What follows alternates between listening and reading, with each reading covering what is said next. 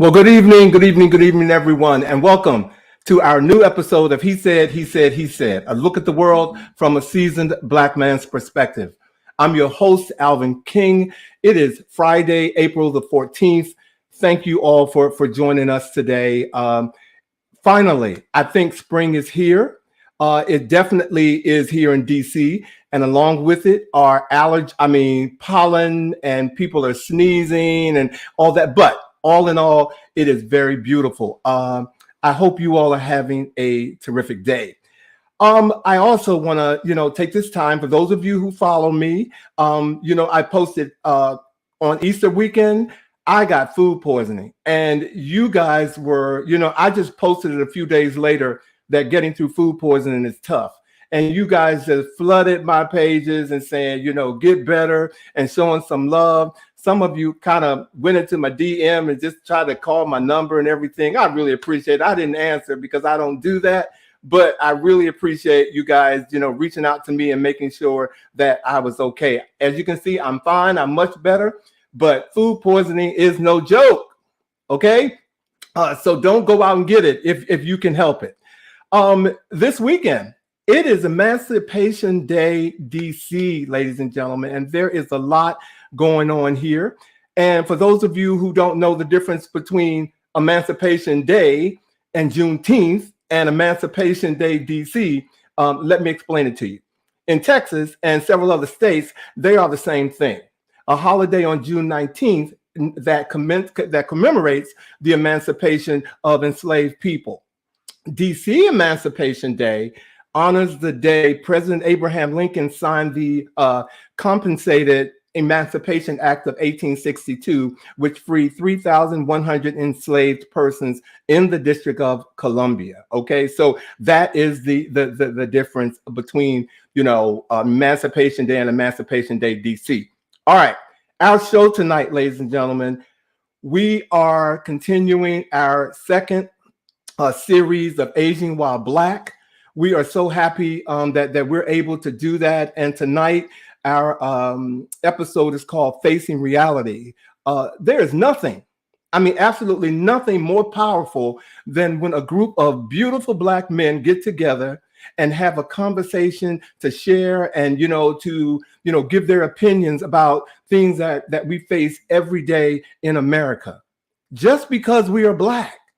And tonight we have a panel of beautiful men, beautiful, smart men who are joining us tonight, and you're going to meet them later. But they're going to talk with us about, the realities that we all face. We can't talk about everything, but we got a lot that we're going to talk about. And a little caveat about this series: our talk show host, panel member Bobby Edwards, he was on the first series of Aging While Black Men Over 50, and we snatched him right off the screen, and he's our he's one of our panel members, of which we are so happy to have him on board.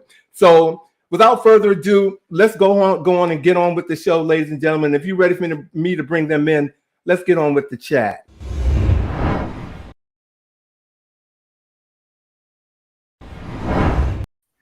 Hey. What's up? Hello. Snatched from the panel was I. Just snatched. Well, I was thinking about your waistline too. So you are kind. You are I so was kind. like, look, don't behave because I see what I see. Okay. You are so kind. Thank you. How are you guys doing tonight? Say that one more time. No. I'm looking at your waistline. Thank you. No, I'm fine. Hey, Vash. Hey, Bobby. Hi, Vash Boddie. Alvin King, how are you? I'm doing much better. Thank you all for checking in on a brother. I'm doing much better. Thank you so much. I said to you when we were talking on the phone, there are a few times in my life where I literally thought this was it.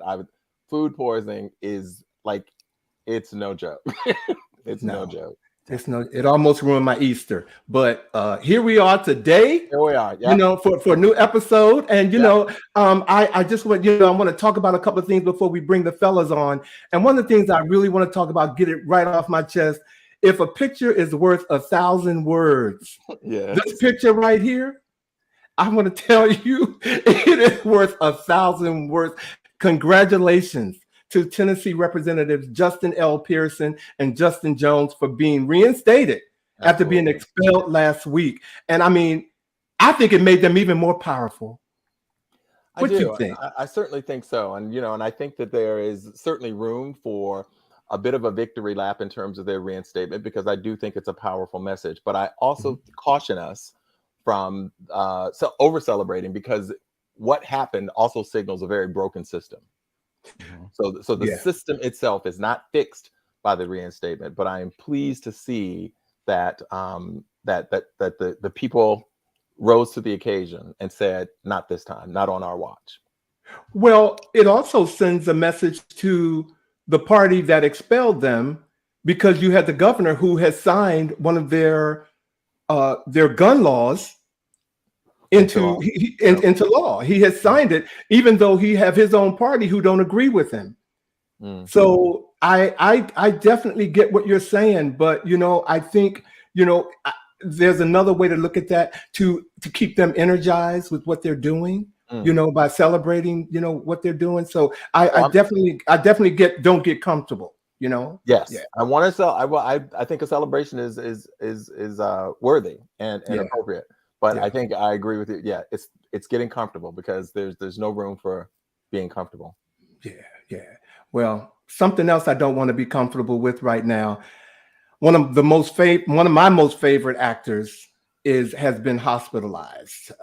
Jamie Foxx, ladies and gentlemen. I don't know if you all heard, Bobby and Vash, if you all heard that this week he was hospitalized while he was on the set, actually finishing the movie with Cameron Diaz, Back in Action. Yeah. And I don't know what the medical situation is, but it sounds like it's pretty serious and hush hush. So yeah, they're being very quiet. Medical complication, I think, is what most media sources have been reporting, that he suffered a medical complication. Well, we're gonna keep him lifted. Okay, we're gonna do that, because there's a few rumors out there that people are trying to talk about what could have caused what they don't even know happen. Okay, all right. And celebrities are worthy of confidentiality as well. We don't have the right to know everything about them simply because they're a celebrity. So yeah. Since we're all men, I also wanted to bring to the chat tonight, I'm sure you may not have heard, but there's been a study about men and self-care. Yes. And here's a report right here, that a recent study revealed that almost half of the men ages 18 to 42 say they need someone to confront them about their skincare regimen or lack thereof, their diet, their fitness routine, and sleep levels. So I thought that was okay, but why do you need somebody to confront you? I don't know what that meant. To have an intervention, probably to let them know that there are better ways of doing what they're doing. So many men, I'm sure, look at skincare and hygiene things as being gay, so they don't want to do it. I mean, that's me just speculating. I mean, I don't know who the sample was for their study, but that's what comes to my mind. That slide is disgusting. Well, yes, because based on what they said, 54% of those young men brushed. Only 54% of those 100 men that were surveyed. Only 54% of them brushed their teeth daily.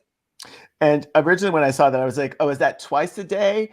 That's just at all. It's just at all." Did you see the percentage that wash their face? Yeah. Yes. 30. I haven't gotten through COVID. What?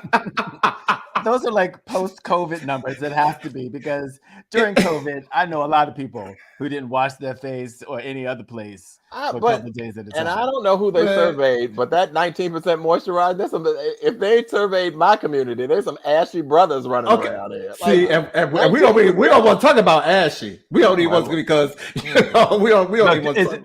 Because that picture will pop up. We don't really talk about Ashley.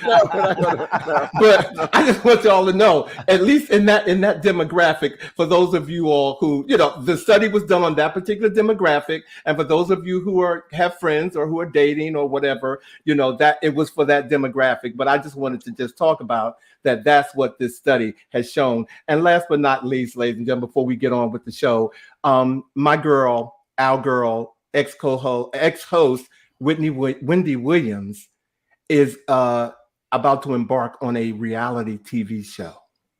Okay. Yes. And I don't know if that's the right thing to do. So according to reports, she walked up into a New York celebrity hotspot this week and had a producer hand out non-disclosure agreements to patrons. So in other words, she was kind of filming her reality show at that moment. And so I don't think she should do it, but I'm kind of here for it. But I don't think she should do it. There's a lot happening here with her. A lot. It's a lot. It's a lot. And it's for me, it's more sad than celebratory. Yeah. Is what I will say. Yeah, well, we're gonna put her in our prayer circle also. Yeah, and we're gonna lift Wendy. So, all right, you guys. That's what's going on. Is she under Jamie? Like, do we do Jamie first and then we hit her, or we just have a general pool? Like, how are we prioritizing? Look, is that a legitimate question, Vash? I am not gonna tell you how to pray. Okay. I'm not gonna tell you. I'm not gonna tell you how to pray. So you do whatever you need to do. But thank you. Alphabetical order. But thank you. How you doing? Okay, can we say hello before we start the show? Hey, Monica. Hey, Michi. Yeah. Who is that? Monica, Michi. Yeah. Who else in here? Okay. Sean is in here as well. Hey, Sean. I can't see things scrolling. But hey, Sean, how you doing? Maybe I didn't see Sean. I'm sorry. That was Michi. Okay, that's all right. So, okay, you guys, y'all ready? Because this series is it's really hot. We've been waiting to do it again since last August. So, if you all are ready, I want to go ahead and start it. So, and go ahead and introduce our special guest. So, all right. So let's go. Okay. Our first guest, he is a certified clinical trauma specialist, domestic violence specialist, and anger management specialist with a master's degree in human services counseling with a focus in crisis response and trauma. A native of Houston, Texas, and Ville-Platte, Louisiana. I've said this wrong before. Cory has a keen interest in the study of psychological trauma and its effects and minority and underserved populations. In addition, George has also been has a keen interest in the long-term effects of historical and intergenerational trauma as it relates to African Americans. Having made several appearances on media outlets such as Huffington Post Live, owns network Ayala Fix My Life, and local radio and television outlets, George is known to instigate conversations that he considers to be deserving and more awareness. All right, our next guest, Sundiata Najja Alaye. He's an author, writer, and columnist, and much sought after lecturer and facilitator in spiritual psychotherapy worldwide. He is the former executive director of the HIV/AIDS Community Coalition, a nonprofit organization in Washington, D.C., serving people infected and affected by HIV and AIDS. Sundiata is a Brooklyn, New York born man, a Howard University grad, and the author of Sweet Cornbread and Hot Green Tea, a verve of soulful exploration of love, pain, loss, desire, tolerance, celebration, expressed through short stories, poetry, and prose, is Sundiata's first work of fiction and was released in March of 2017. Our last guest is Dr. Jamie Riley. Cincinnati-born native Jamie Riley is the Vice President of Equity and Inclusion for the Center on Budget and Policy Priorities. He has worked as a racial justice and social change agent in higher education and/or nonprofit administration for almost 2 decades. Most recently, Jamie served as the National Director of Race and Justice at the NAACP, where he supported the association's advocacy, mobilization, research, and coalition building around radical justice, criminal justice reform, and economic inclusion. Dr. Riley attended Tennessee State University, where he received a Bachelor's of Science in Healthcare Administration and Planning and a Master of Education in Educational Leadership and Administration. He received his PhD in Counseling and Human Development from the University of Georgia. Ladies and gentlemen, please welcome our three special guests, Cory, Sundiata, and Jamie Riley. Yes, yes, Hey. yes. How you guys doing? Okay, can we talk? Look, again, I'm laughing and you butchering my hometown as always. But did I mess it up again, Cory? Cory, why don't you say it? Horrible, and I have to call the mayor of my hometown. Cory, will you say the name of your hometown? Yes. So first of all, I'm Creole, and it's in Louisiana, so it's French. Ville Platte, which means flat town in French. Ville Platte. Yes, only has 7,000 people, and I escaped. So yeah. Ville Platte, Louisiana. Did he say Louisiana? Louisiana, is that how you say that? Hey, Maurice. No, you guys say no. So we say Louisiana. You guys say it that way, thinking that we say it that way. That's the funniest thing, because people always think, "Oh, that's how you talk." No, that's how y'all talk. Well, before we get into this, I just want to say, if people are wondering if brothers are out here doing it, the credentials that were just laid out for our panelists just make me proud, and they're most impressive. So we thank you guys. Oh, thank you. For out here representing. Welcome, you guys. Like Alvin had said, we have been looking forward to doing this particular show for a while, having Jamie and Cory back. And Sundiata, we have also wanted to have you on the show, especially because I love the title of your book. Okay. Anything that's got cornbread in it, you know. So I just want to ask you guys a question, so to break the ice. We all know that the magical he said cup grants you special powers. Oh, wow. So no, but I'm excited. I need one of those, man.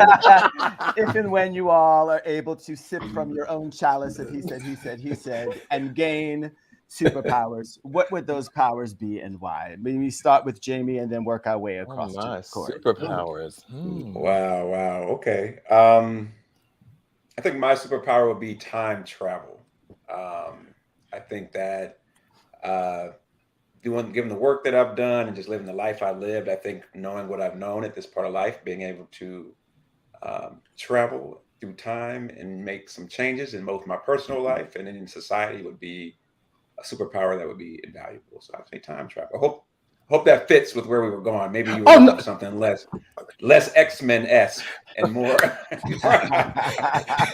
But no, that's the good thing about this panel. It goes where it goes. No, it goes where where it goes. Okay. Mm-hmm. Okay. Well, I started. All right. Time travel. That's my superpower. I love it. Thank you, Sundiata.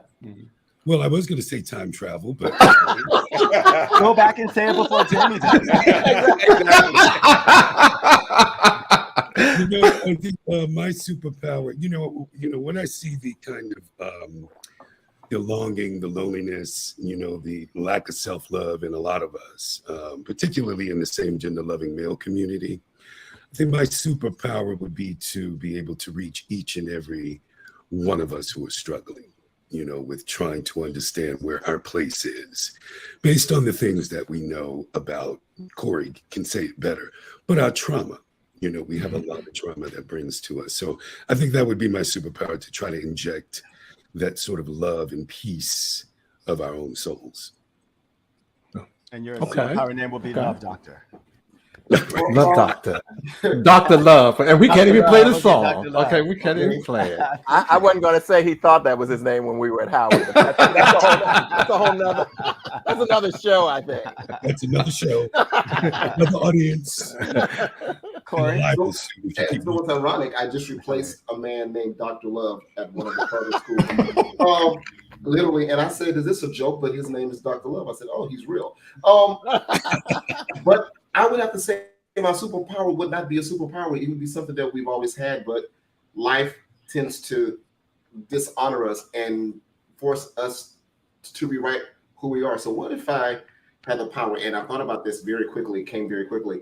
If I had the power to restore everyone's authentic self, which is not about race, which is not about sex, which is not about creed, all those are social constructs that if you apply them to yourself, you already had so many gates and limiting factors. So that saved my life like years ago. Finding my authentic self, which is loving and compassionate and empathetic. That's all I want for everybody I work with, is to find your most authentic self that is not ruled by someone saying you have to be this or that. And that's it. Amen.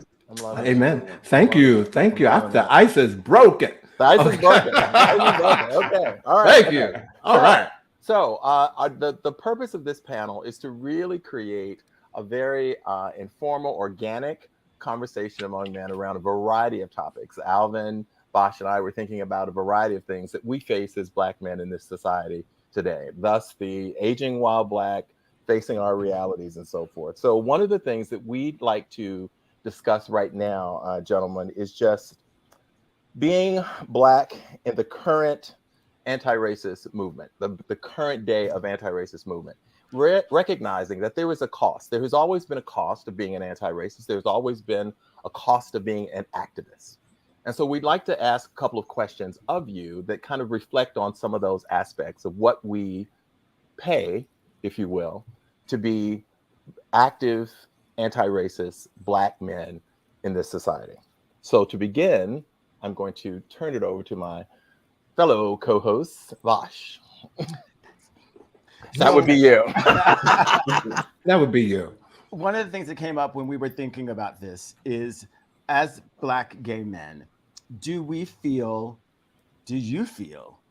included in the current Black civil rights movement? I mean, and we asked this question because historically LGBTQIA plus people have been at the center or the forefront of modern civil rights movements. Bayard Rustin, most recently there's a lesbian woman and a trans person who was involved with starting Black Lives Matter, etc. Yet when things happen, it seems like we're kind of left out or pushed to the side. Do you guys feel included in the current Black civil rights movement? If so, tell me why. I think it depends on how you see yourself.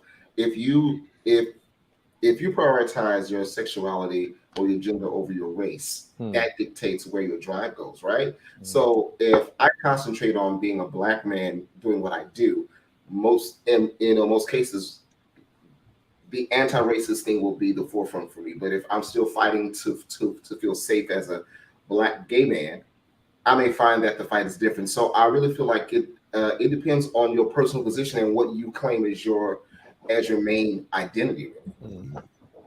Yeah, Okay.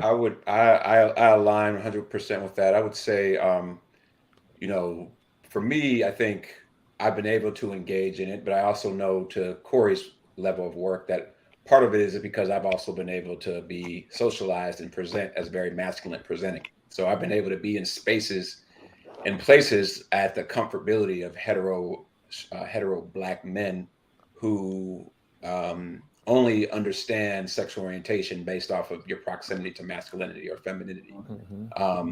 But I think in doing the work, though, I've always taken a very intersectional approach to that, looking at how I can help move the movement for both not only those Black folks who fit in the box of what Black means, but also those Black folks that are genderqueer or trans or gender non-binary, and making sure that that's centered in my work as well. Now, I don't start with that, because that doesn't usually always get me in the door if I'm transparent. But I also think part of it has to do with my own lived experience and grappling with, is it okay to be my full self in certain spaces? And I think that's also impacted how sometimes I enter the movement space. But I do feel like I've been welcomed and sought after as a thought partner, thought leader in the space.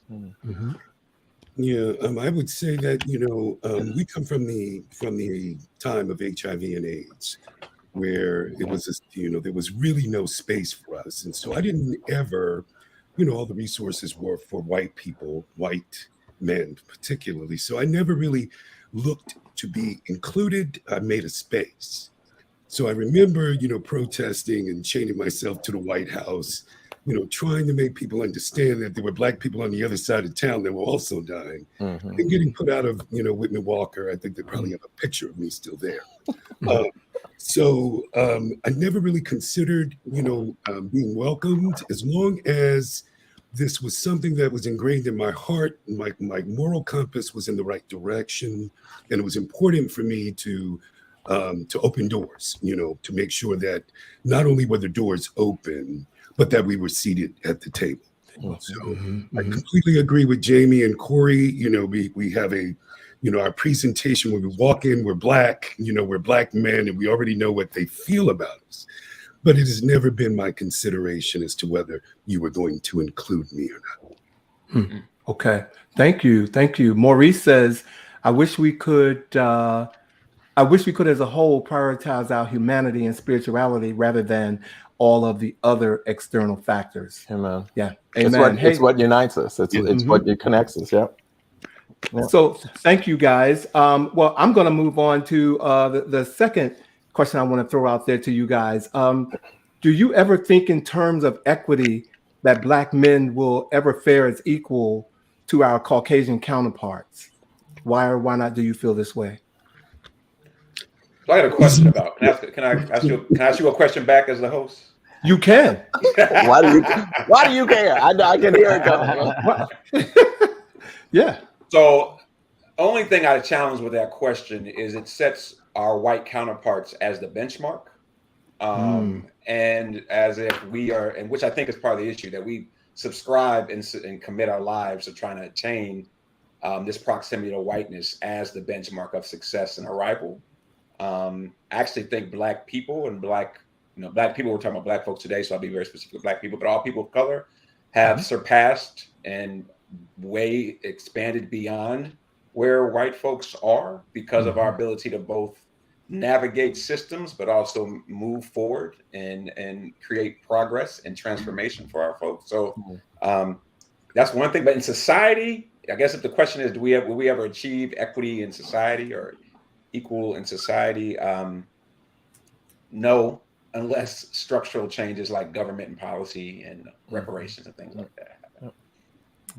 If I had one of them little clappers, I would give you a clap just now. But I'm just going to do this. I'm sorry.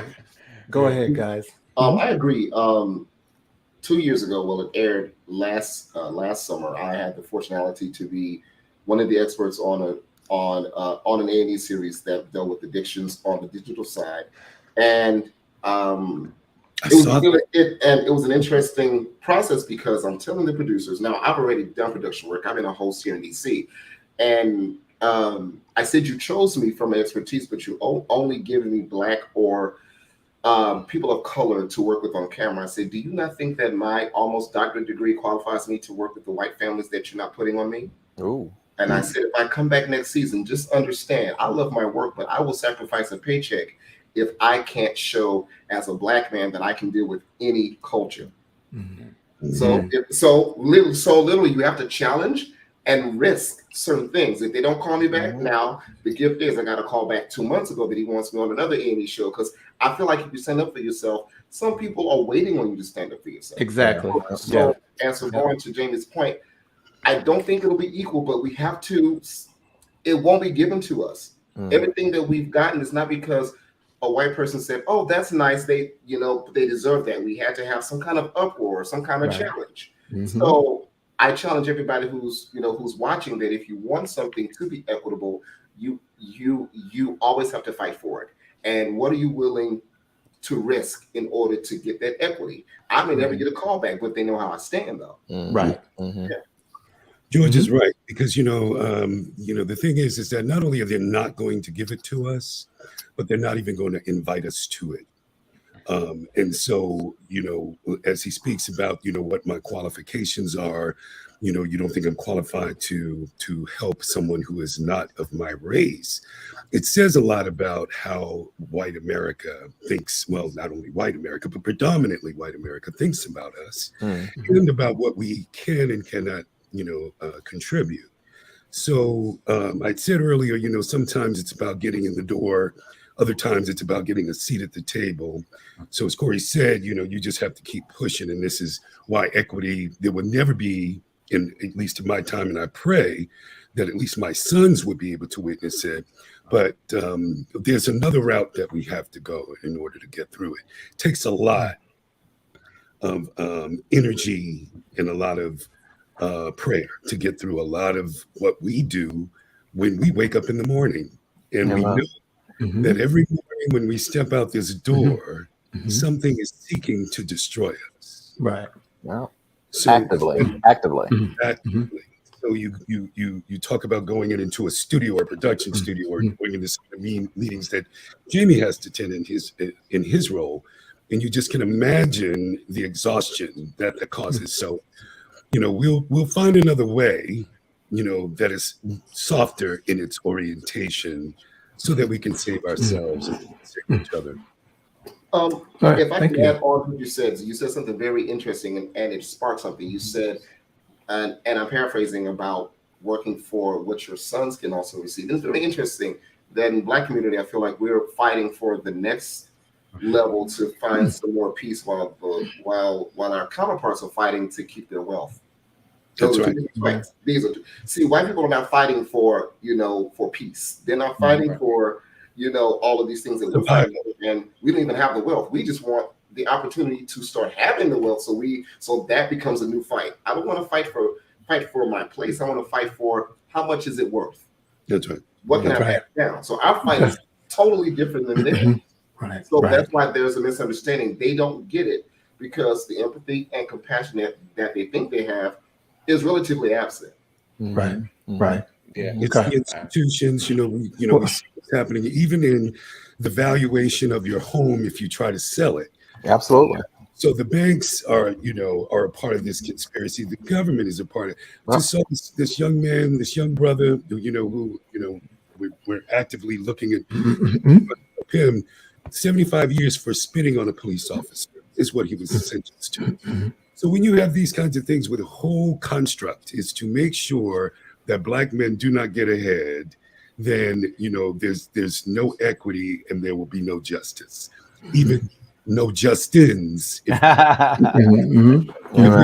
If the way we have over the last week, and Wright and Call was on the phone all day over the weekend, you know, with contacts trying to get this to happen. So equity is nothing we should expect. Well, I think we're gonna keep it moving, because I think that we might have to come back to this. See, the reason for asking you guys some of these questions is so that we can come back and have, you know, expand on some of the, you know, on this conversation. But thank you guys. But yeah, let's keep moving so we can keep this going. Our next question is about hope and the fact that without it, our people would have perished long, long ago. So I'm asking you guys to consider your hopes for the Black gay man as we move forward. What are your hopes for, you know, we have weathered many storms. We, as Sundiata mentioned earlier, you know, we have come through and seen the devastation of almost, there's that saying that, you know, if America gets a cold, Black America gets the flu. Like it is, you know, whether it be the HIV epidemic, pandemic, whatever hits one, it hits us harder. What are your hopes as you think of the future of Black gay men right now? What are your hopes for them? And I will say, and I want to be, I know we're talking mainly about men, but I really would say like the LGBTQ community in general, not just Black men. Well, I can only speak for Black men, same gender loving Black men. I'm going to answer that question. My hope is that we can start seeing something better than we are seeing in us. I am, you know, so disheartened by the way we treat each other, you know, by all of these subcategories and subclasses of same gender loving Black men. I know social media has really allowed a big division in terms of how we see each other, how we communicate with each other. And I think it's very important that we maintain some sense of interconnection, that when my brother is in trouble, so am I. anything that affects one affects us. So I hope that, as we start to see or never really saw, HIV and AIDS cases decline in our community and other STDs, I'm hoping that we can, find a better way to treat each other and to see each other. But that only starts, George, we have a long line of people who need to sit with you and discuss their trauma, because it really starts with us. It starts with my hope. Anyone else? Jamie or Cory? I'll piggyback off of Sundiata. My first answer, because I was going to answer, and I said, what if we just don't use LGBTQ anymore and we're just here? What if we take away all those dividers and those, the subs, and realize that we have enough just being Black. We have enough just being Black. Right. We got to wake up knowing subconsciously and consciously I got a code switch. Because I know when I'm with certain people, I talk a little gutter. And then in these places, I got to show up as like I got some sense. Or they don't call you back into that studio. Right. But, I don't see the Caucasian counterparts having to necessarily do that. So for me, every time I divide myself, I feel like that's a container inside a container. It's like those Chinese boxes where it's like 8 boxes inside. Yes. But who you are is that last box. You're suffocated into that final small box. So that's the first thing. And then we talk about traumas. I always tell people that. So I don't have a coming out trauma. I don't have a story about that. I had other traumas that were more important in my life. But I work with populations of people who are well achieved, well off financially, 40s, 50s, and are still dealing with that relational trauma, and that shows up in how they relate to each other. So to piggyback off of what you said, we need to treat each other better. The only reason why we're not doing that is because we have an internal insecurity that's manifesting in projection. So when you work on those things, like if I see you guys in public, I say hi, I have no issue with you because I know I don't have an issue with me. So I don't think anything that is not of me. I don't hate myself, so I'm not going to hate you. I don't not love myself, so I'm not going to not love on you if I see you. Okay. All right, Jamie. Yeah. I would say, the first word that came to mind for me was liberation. From I think it's interesting for me because I think I'm from maybe a lot of us, but I remember I'm 41 right now, so I remember. Butter babe. Yeah. Doesn't feel like these knees don't feel like it. I'm not even gonna tell y'all what I told him on a text. Okay. I was like, okay, I came keep out of going. Howard 4 Okay. years ago. Okay. But I recall when social media was. I remember what being gay and being a Black male was prior to Facebook and Instagram and Twitter and all those things. And I remember, I was just when I was getting kind of coming out or at least accepting that aspect of myself right after college. And it felt so much, although there were a lot of systemic oppressions, there was still a lot of stigma around HIV AIDS. There was still a lot of stigma. So folks were very closeted. There was a sense of freedom of self and to be community that I feel like has been taken away with with social media. Yes. And where folks are so, back in the day, you didn't have to compare yourself to someone else's physical appearance every day. You just, maybe when you went to Sizzle or you went and you went to the beach, maybe you were reminded then about you may need to hit the gym a little harder or put the extra slice of pizza down. But these generations now, and all of us navigating that, have constant reminders of our inequity or inefficiencies, I should say, in ourselves, which only exacerbate some of the traumas and insecurities that create some of the relationships that we've all talked about. So I just hope, liberation of self, of intimidation, of insecurities. And that's why I like folks like Lil Nas X. A lot of people not a fan of Lil Nas X, but to see a black man on an international platform and to be gender fluid in the way that he is and to be acknowledged and respected for it, that would have never happened when I was his age. So I don't know. Not at all. Well, but we're gonna close on this topic. But I want to ask you all before we do this, briefly, if you could tell us, and share with our audience, what are you doing for self-care? How It's a family show. It's a family show. How are your sleep patterns? I'm just gonna leave it right there. I'm not even gonna give it any type of justification. What are you doing for self-care to close this out? And please keep it to about 60 seconds. Okay.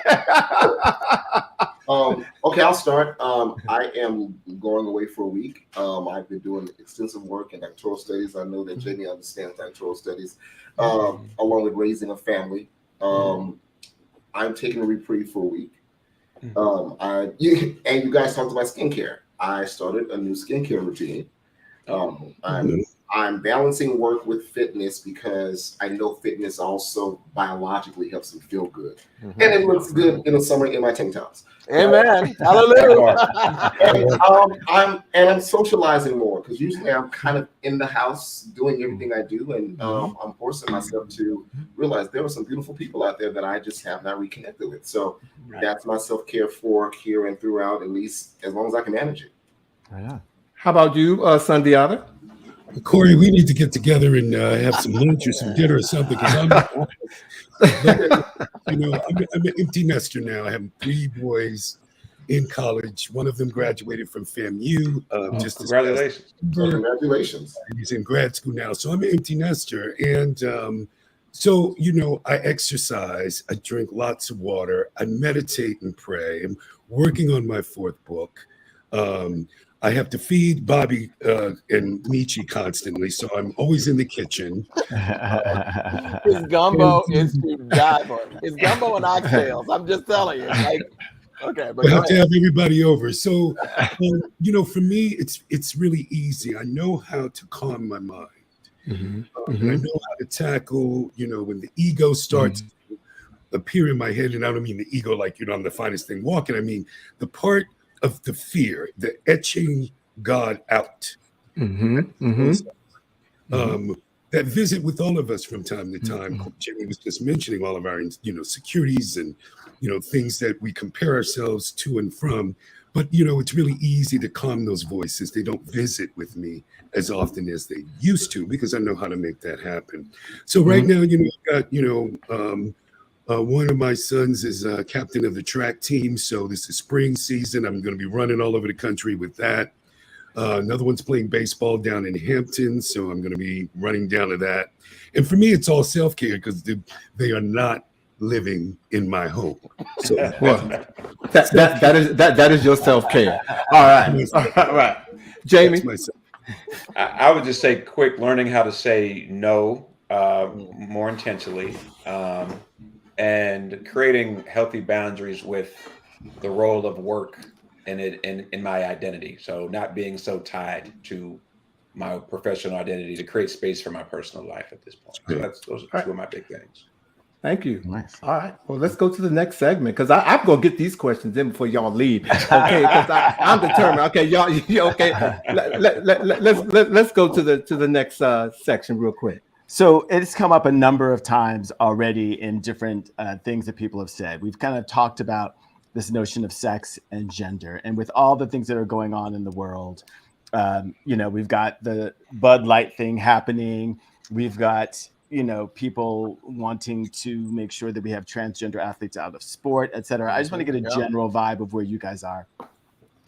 What is the difference between gender and biological sex? Do you guys have any opinions on that? Or answers to that? It's just my job every day, but I don't want to give the academic answers. No, you get whatever answer you want to give. Yeah, give what you want. Many of us are still trying to understand it and figure it out. So I think it's I know both Cory and everyone else can add to this, but if folks can understand, gender is an identity. We've created a construct around it. So the idea that this baby comes out with this body part, it gets a pink blanket, it wears dresses, it plays with dolls. We created the pink blanket, the dresses and dolls. And whatever your belief system, God, biology did not create that. We as people, which means gender and gender performance are constructed by society. Sex is the biology, the chromosomes, the body parts, the way that your body matures over time, the certain medical attention that you need. So you can have a sex, a physical being, but connect to the socially constructed identity of gender, because they're not the same. They're different. You know, Well, I'm a father of a trans Very well daughter. Thank you for that. I'm a Yes. father of a trans daughter, and she went through her cycle trying to identify exactly what she was. Starting at 15, we went from bisexual to gay to non-gender conforming to now where she is now. And I'm glad that I created the safe space for my children just to talk, because I didn't grow up in that. So I knew one thing about my parenthood is that we're gonna talk. And if it's uncomfortable, let's sit in that, because there's just things we just got to adjust to it. And so what I've allowed her to do, because I'm older. So for example, I slipped and I said transvestite. And she was like, no, it's not the word. And I said, well, I'm 40 something, you're a teenager. I would like you to enlighten me. So I offer her the opportunity to correct me, because I'm not in tune, because it's not my world. Yes. But this is my child, and I want to love her and respect her. So I offer my child the opportunity to teach me what that means to her. And she does a great job, because sometimes I just say what I know from, the 80s and 70s, and it's wrong per now. And so I understand it more now, because back in the day we only had, gay, bi, and lesbian. Back in our day, right, Alvin? So and even that's it. Even that was hard enough, because many people did not know how to identify. And now we have letters. And so I understand the difficulties that people are facing, especially the older people who are like us, thinking black, gay, or lesbian. Which one are you of the three? But I was 9 or 10. So I just say to those who don't understand, do not let your understanding allow you to disrespect anybody. Just ask for understanding. Just ask for understanding. We all are struggling in some ways with our own identities, even still.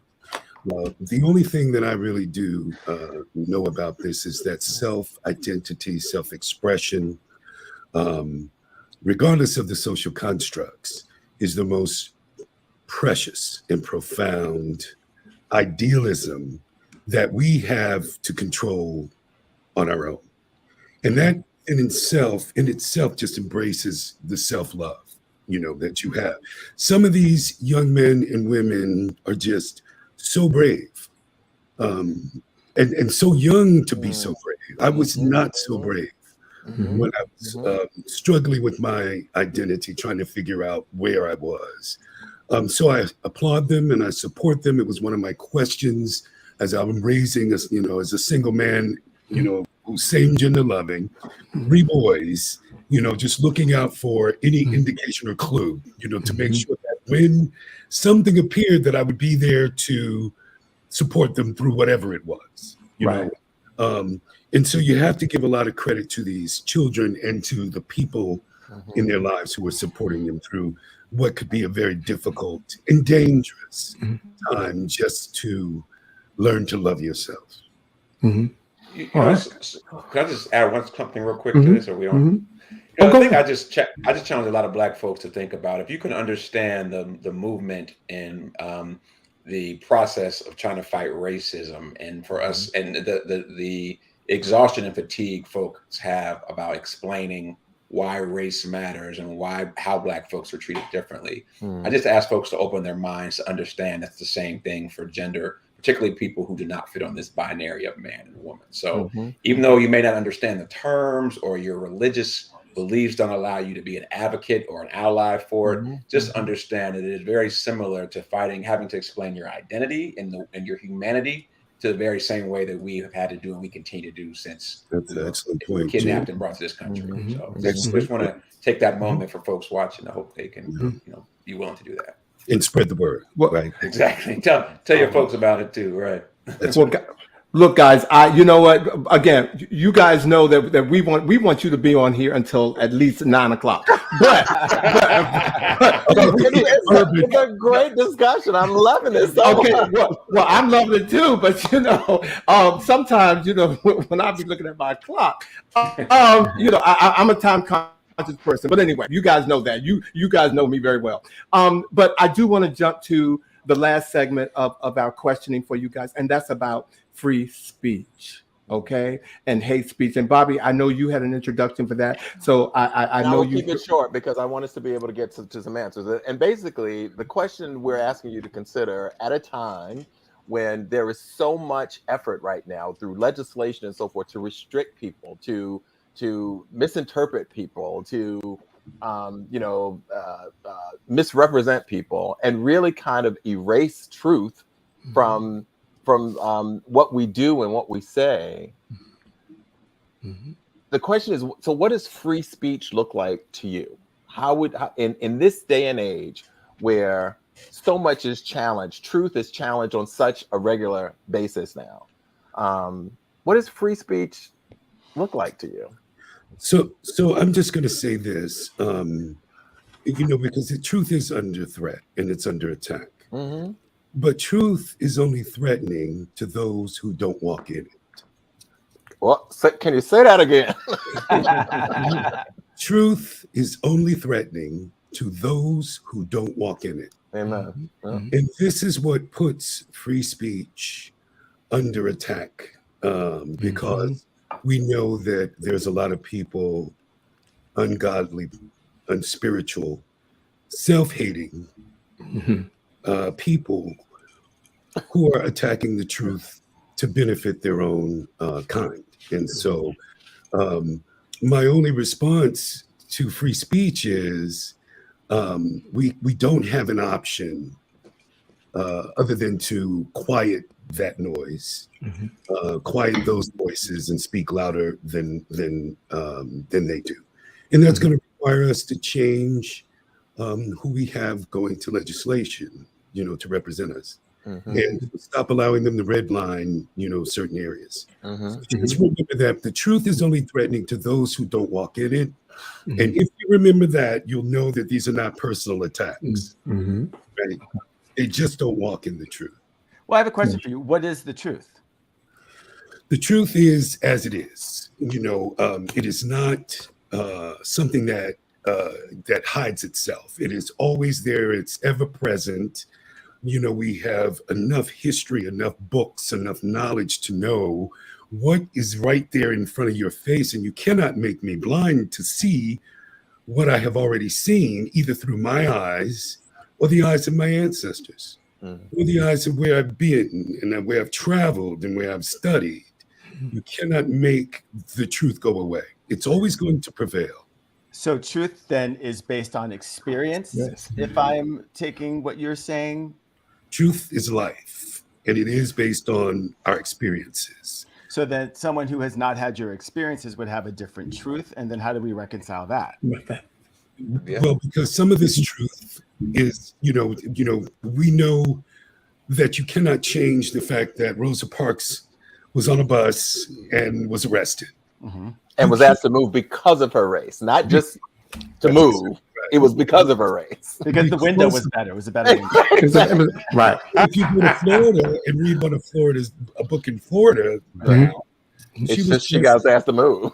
She just got asked to move, and then that's left to your own thoughts about why did she get mad and why did Black people act a fool and boycott. So the truth is always inevitably it's going to show itself. So it's our collective experience as loving men of color and as men of color, Black men in this world. There's not an experience, Vash, that I can tell you that I have had that you can't say, well, same thing happened to me, or I know somebody who it happened to. I understand. I understand, but there are people who will then say, "I've not had that experience. That's not all the time. That's not my experience. Therefore, that's not true. And I'm going to fight you tooth and nail." That's the only reason where I was going. Then you leave that argument alone. You don't argue. But some of those things are so important because we are locked in them. In terms of how do we move forward. So I think it's important too that we get off of these phones and we start reading about our history and reading about what we have, known about ourselves and those people in our family. Thank God there's mental health counseling now. Cory, that 10 years ago we would never speak of it, especially around Black tables. Well, I'm glad you said that, because two things I just want to add to what you said, and because I want to make sure Jamie has a chance to talk. The truth is always the facts. Where we go wrong is when it collides with feelings. Right. And if you rule the truth with feelings, you already made a mistake. Already done. You already made a mistake. Mhm. Because if it's blue to all of us. Now, if blue makes you feel a way, if blue is triggering or blue is exciting, you will probably lean on the experience of your feelings, and then that turns into what we write in the books. So it's not about the experience, it's more about what do you accept as fact. And the fact is fact. Like, you can't change facts, but you can reconcile feelings about facts, right? Because you mentioned reconciliation. But when you mentioned the question, the first thing I said, well, if we don't teach our children to make them comfortable to have freedom of speech in our own families, at our own tables, at our own family reunions, how in the hell do we expect them to go out in public and feel safe enough to express their feelings and their speech? Yeah, it has to be modeled. Absolutely. That's the work I do with families. You want him or her to be able to express themselves in a logical way, but you don't hear your child. Man, sir, what am I here for? So for me, is the freedom of speech is being able to express your opinion about the facts in a way that moves something forward. I would hope that that's what it is. But as you see, we don't use it that way often in terms of how it collides. So I say the freedom of speech is too broad, because the freedom of just talking is just talking. But what is the side effect of that talking? So that's my contribution. Cool. Jamie, hold on, Sundiata, let Jamie weigh in on this. Because we got a few more minutes, and so the only thing I agree with everything that's been said. The only thing I would say is I think freedom.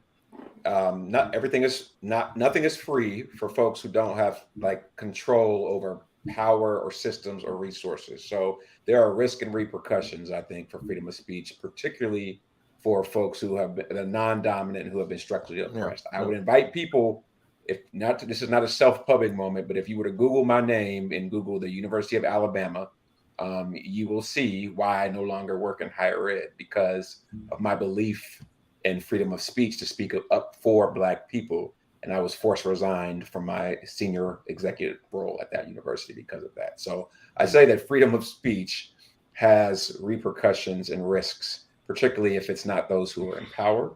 And I would say that the only other thing I would add about real quick on the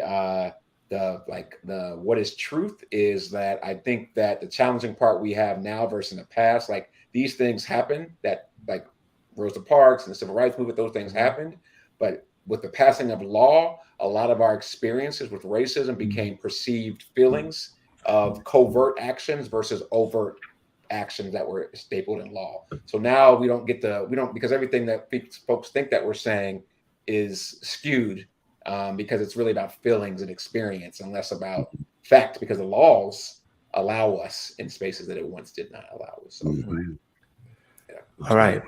Well, guys, again, I could have y'all on here till 9 o'clock. I just want y'all to say that, and I'm going to let you all just, give a quick closing. But we've come to the end of the show, and I just want to thank you. Thank you, Jamie. Thank you, Sundiata. Thank you, Cory, for coming on and talking with us. This series of our show, Aging While Black, even though some of you were not even born when I, decided to do some things that I was doing in my life. It really means a lot to us because our audience, they really appreciate what Vash, Boddie, and I bring to them. And so you have enabled us to do that tonight and through conversation. So thank you guys. So I want to say that I want to echo that. I want to say that I really hope that the divine intervention and our own efforts will allow us to gather I would so love to have brunch with this group right here and just sit around a table and just talk about the world. And Jamie, I just want to say, curse you, because you were I was I graduated from Howard 40 years ago. So stop. So just stop. But you know what I'll say real quick, Cory may not remember. Cory and I met each other years ago. And I followed his career and what he's done. So it's been an honor to be reconnected. Cory, you don't remember, do you? But that's okay. Of course. Look, you know what? We're not doing that. That's another show. I'm right there with you, Jimmy. Because I was going to this. I think we feel the same about each other because I think he forgets me. So I think it's okay. Now I think it's a mutual adoration that we don't get a chance to say all. So See, now y'all brought us back together.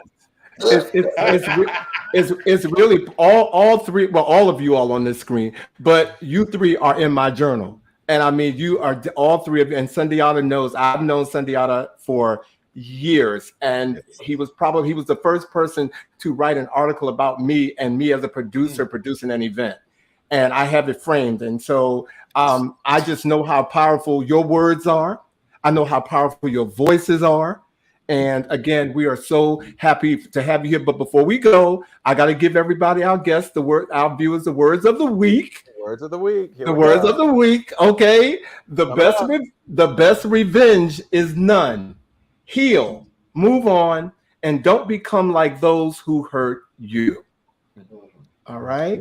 You see their head shaking? Yes. Well, see, we had a conversation about that today because I told Bobby you might have to say that because there's some sweet revenge. I like people when you doubt me and I show up looking like I don't look like your doubt. Okay. He said, what about when you see your ex and you were looking good? Like you are looking good. No, thank you guys. We have come to the end of our show. Thank you guys again for joining us tonight. And we look forward to seeing you again. And to everybody who's watching, thank you for tuning in to this episode. Please have them back on. Please. If we can. So until next week, ladies and gentlemen, you guys have a good week. Try to enjoy the weather. If you're in DC, please try to enjoy Emancipation Day DC. And we'll see you next week on the new episode of He Said. He said. Good night. Thanks, everybody. Thank you.